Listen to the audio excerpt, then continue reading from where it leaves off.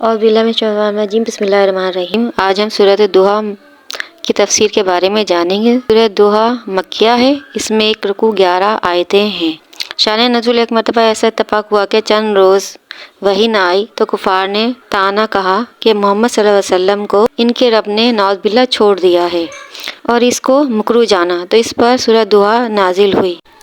اس میں چاشت کا بھی ذکر ہے، یعنی جس وقت آفتاب بلند ہو، کیونکہ یہ وقت وہی ہے جس میں اللہ تعالیٰ نے حضرت موسیٰ علیہ السلام کو اپنے کلام سے مشرف فرمایا تھا، اور یہ وہی وقت ہے جس وقت تمام جادوگر سجدے میں گر گئے تھے اور کہا تھا ہم موسیٰ کے خدا پر ایمان لائے۔ چاشت کی نماز سنت ہے اور اس کا وقت آفتاب کے بلند ہونے سے قبل زوال تک ہے۔ امام صاحب کے نزدیک چاشت کی نماز 2 رکعت ہیں یا پھر 4 ہیں، جو ایک سلام کے ساتھ پڑھی جاتی ہیں۔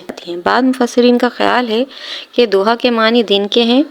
بعض مفسرین کا خیال ہے کہ چاشت اشارہ ہے نور جمال صلی اللہ علیہ وسلم کا اور شب عنایہ ہے۔ آپ صلی اللہ علیہ وسلم کے گیس و امبرین ہے جو روح البیان میں درج ہے۔ بعض مفسرین نے یہ بھی معنی بیان کیے ہیں کہ آپ صلی اللہ علیہ وسلم کا آنے والے احوال آپ صلی اللہ علیہ وسلم کے لیے گزشتہ سے بہتر و برتر ہیں، گویا حق تعالیٰ کا وعدہ ہے کہ وہ آپ کے درجات اور روز بروز بلند کرتا جائے گا اور آپ کے مراتب ترقیوں پر رہیں گے، جیسے کہ بہت سی فتوحات ہوئیں جو عہد مبارک میں ہوئیں اور عہد صحابہ میں ہوئیں اور تا قیامت مسلمانوں کو ہوتی رہیں گی۔ اسلام کی دعوت کا عام ہونا، اسلام کا مشارق اور مغارب میں پھیل جانا اور آپ کی امت کا بہترین ہونا آپ کی وہ کرامات اور کمالات ہیں جن کا اللہ ہی کو علم ہے اور وہی عالم ہے، اور آخرت کی عزت و تکریم بھی شامل ہے۔ مسلم شریف کی حدیث میں ہے کہ نبی کریم صلی اللہ علیہ وسلم نے دونوں دست مبارک اٹھا کر امت کے حق میں رو کر دعا فرمائی اور عرض کیا اللہم امتی امتی۔ اللہ تعالیٰ نے جبرائیل علیہ السلام کو حکم دیا کہ محمد صلی اللہ علیہ وسلم کی خدمت میں جا کر دریافت کرو ان کے رونے کا سبب کیا ہے۔ باوجود یہ کہ اللہ تعالیٰ دانا ہے، تو جبرائیل علیہ السلام نے حسب حکم حاضر ہو کر دریافت کیا۔ حضور اکرم صلی اللہ علیہ وسلم باوجود یہ کہ اللہ تعالیٰ دانا ہے اور اسے سب خبر ہے، جبرائیل علیہ السلام نے حسب حکم حاضر ہو کر دریافت کیا۔ حضور صلی اللہ علیہ وسلم نے تمام حال بتایا اور غم امت کا اظہار فرمایا۔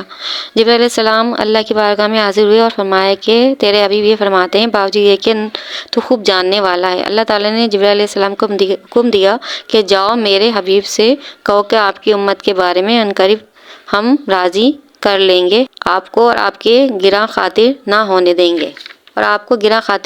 دیں گے۔ حدیث شریف میں ہے کہ جب یہ آیت نازل ہوئی، حضور اکرم صلی اللہ علیہ وسلم نے فرمایا کہ جب تک میرا ایک امتی بھی دوزخ میں رہے گا میں راضی نہیں ہوں گا، اور یہ آیت کریمہ دلالت کرتی کہ اللہ تعالیٰ وہی کرے گا جس میں رسول اللہ صلی اللہ علیہ وسلم راضی ہوں گے۔ اس حدیث شریف سے ظاہر ہے کہ تمام امتی بخش دیے جائیں گے۔ سبحان اللہ، میرے نبی کو کیا رتبہ علیہ فرمایا ہے۔ آپ کی پرورش پھر آپ کے دادا حضرت ابو مطلب نے کی۔ جب حضرت ابو مطلب کا وصال ہو گیا تو اس کے بعد آپ کی پرورش آپ کے چچا حضرت ابو طالب نے کی، جو آپ کے حقیقی چچا تھے۔ اس کے بعد آپ کو اللہ تعالیٰ نے صلی اللہ علیہ وسلم کو 40 سال کی عمر میں نبوت سے سرفراز فرمایا۔ تفسیر میں مفسرین نے ایک معنی یہ بھی بتائے کہ یتیم با معنی یکتا و بے نظیر کے ہیں، یہ جیسے کہ کہا جاتا ہے کہ در یتیمہ۔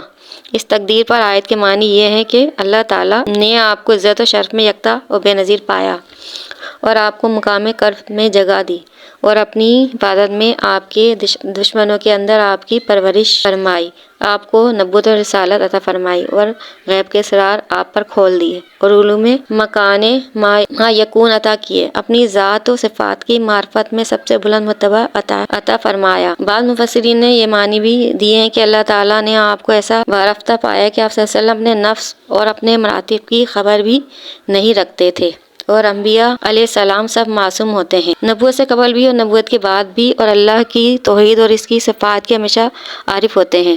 حدیث شریف میں ہے کہ جس گھر میں یتیم کے ساتھ اچھا سلوک کیا جاتا ہے وہ اچھا گھر ہے، اور جس گھر میں یتیم کے ساتھ برا سلوک ہوتا ہے وہ برا گھر ہوتا ہے۔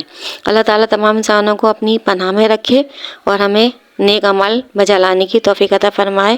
اب میں آپ سے اجازت چاہوں گی، اگر میرا چینل پسند آیا ہے تو سبسکرائب کریں، لائک کریں اور مجھے اپنی دعاؤں میں یاد رکھیں۔ اللہ نگہبان۔